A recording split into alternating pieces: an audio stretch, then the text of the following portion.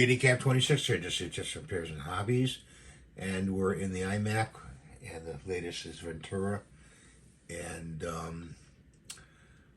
we have a folder open up here, and on the side you'll see all your things you can do, applications, recents, movies, whatever. So if you want to go find your applications, go there to applications, and here they all are. In here, your App Store, Apple Help. I don't use Automator. I'm not too versed in it. Your books, what books you have in your iMac store, iTunes store. Calculator is in there.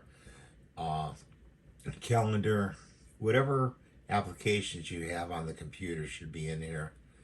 Okay, all the way down. All right. So I want to orientate you to that and show you that. You have your photo app, pages, podcast, and your settings. You can go to settings to adjust things on your computer.